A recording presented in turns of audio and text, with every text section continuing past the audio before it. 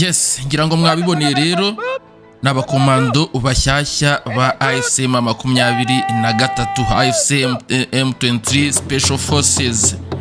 Ngira ngo rero murebe uburyo ari benshi cyane batojwe ndetse biteguye kujya ku rugamba.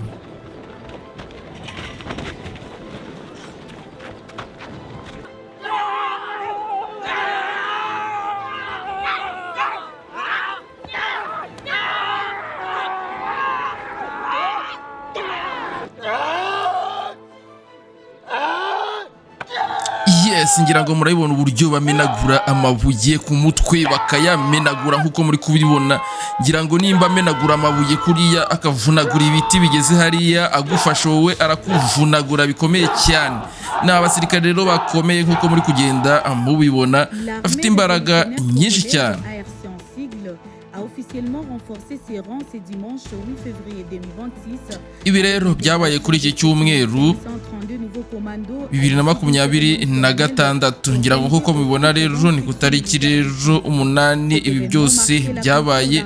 Ubwo rero nkuko muri kugenda mubibona ngira ngo ba Willingoma bari bahari, Kone Nanga yarahari ndetse na Sultan Makenga yarahari nkuko murimo murabibona abaha n'ubutumwa. Une atmosphère empreinte de discipline, de ferveur et d'engagement. Devant les autorités militaires et les cadres du mouvement, les nouveaux commandos ont prêté serment de servir la République démocratique du Congo et de contribuer à... Ni mwijambo ryiwe rero n'ubundi General Sultan Makenga ari buze kuza kubagezaho, ndi buze kuza n'ubundi kubashyirira mu rurimi rw'ikinyarwanda nkuko muri kugenda mubibona 5 kuri 5.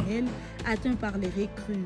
Ces exercices comprenaient notamment des techniques de combat rapprochées, des séquences d'arts martiaux militaires ainsi que des démonstrations de résistance physique, symbole de discipline, d'endurance et de maîtrise corporelle acquises au cours de la formation. Dans son allocution, le général Sultan Makenga a rappelé la mission fondamentale de l'AFC M23 et de son bras armé, l'ARC, œuvreux à la libération du peuple congolais. Ngira ngo kuri kwibona batojwe kwirwanaho ku rugamba, batozwa kuba waresista ku rugamba ndetse batozwa n'uburyo wakirwanaho ukabasha kwica umwanzi ndetse no kumurwanya mu buryo buri tekinike ndetse n'uburyo bumeze neza cyane uko yabangana kose. Ngira ngo murare ni nyinshi murimo mwese muragenda mubibona.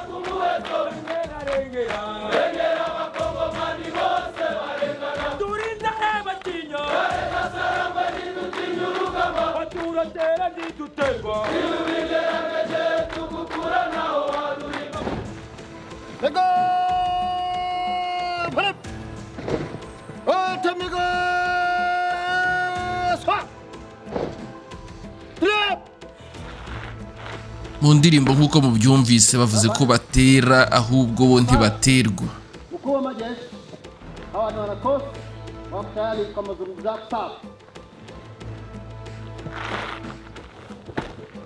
Ati mukuru wacu rero aba ni abasirikare bari ku ikosi biteguye rero kumva ijambo wabateguriye.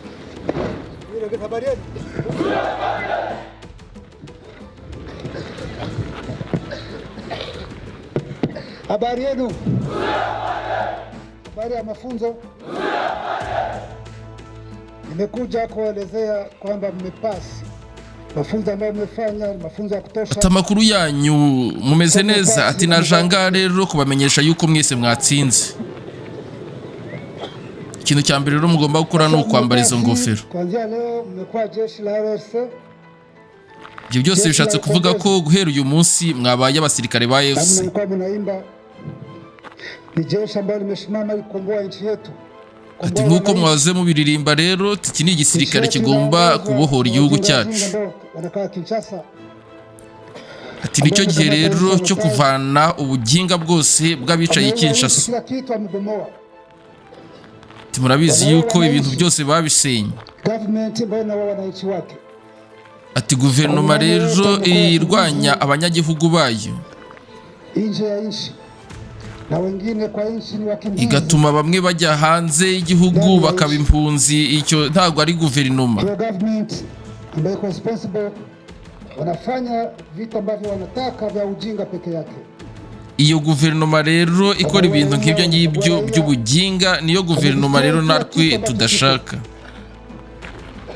Chama kimesimama na jeshi lake ambayo ni ARC ili kusimamisha hiyo yote ambayo wanafanya mabaya.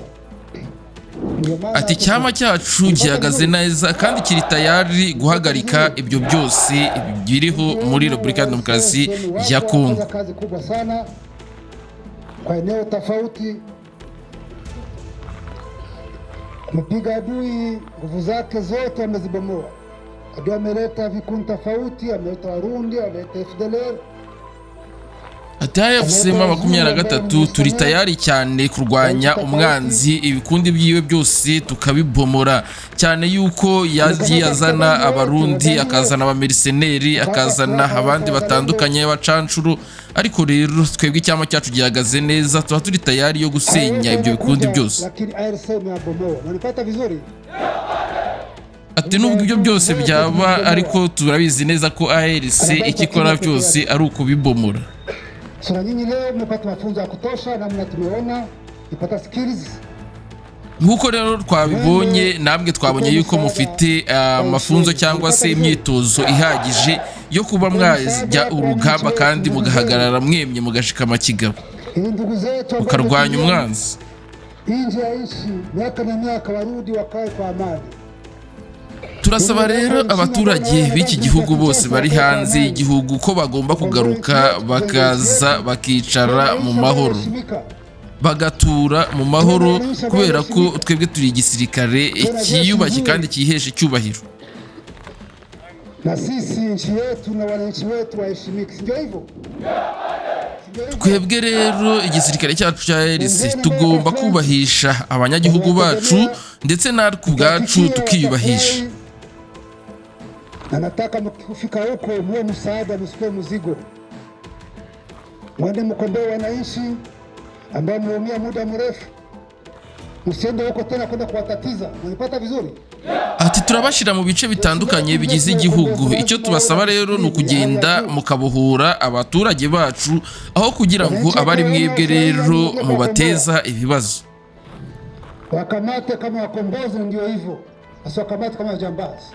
Turashaka yuko batabafata nk'amabandi, ahubwo babafate nk'abantu babahaye amahoro ndetse babashije kubabohora. Muwe mfano mwe tofauti na ambao tunapigana nao. Mugomba rero kuba isura nziza mugatandukana nabo turi kurwana nabo, ku buryo mwebwe mu bikitegererezo. Twebwe rero tugomba kubohora igihugu cyacu dushyize hamwe kandi tubikoreye twese hamwe. Ati muriteguye kuba abasirikare ba AFC? Muriteguye kubohora igihugu? Ati nizere yuko rero mutandukanye n'ubu buginga bwose bugiye buturi imbere bya FARDC. Na Mungu awabariki. Iti kandi Imana ibahe umugisha. Le colonel Willy Ngoma a souligné que ces commandos rejoignent les rangs des Congolais et ont fait le choix de défendre les populations et de porter les. Willy Ngoma rero nawe yavuze yuko ashimangira ko aba basirikare bagiye kwiyunga ku bandi kuba babohora igihugu cyabo. Turi ku cyumweru tariki 8 2026. Général de l'armée révolutionnaire congolaise vient de clôturer la formation des milliers de commandos. Ati General Chef rero General Sultani Makenga nawe rero murabona ko yahageze mu kurangiza aya mafunzo cyangwa se iyi myitozo y'aba basirikare bagiye kwiyunga ku bandi mu kubohora igihugu cyacu.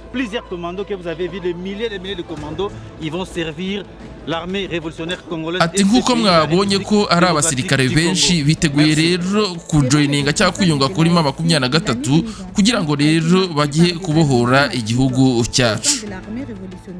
Une dynamique qui devrait se poursuivre en 2026.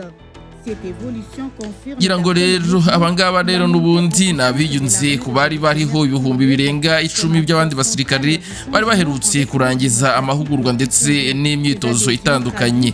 Ngira ngo rero abana bo banabandi basirikare benshi cyane barenze ndetse n'umubare nk'uwo twari tubabwiye haruguru. Ngira ngo rero nta kindi usabwa uretse kureba wasabitse subscribe ugakanda hanyuma tugakomeza kubana 5 kuri 5 muri amakuru ndetse n'ayandi ajyanye n'ayangaya.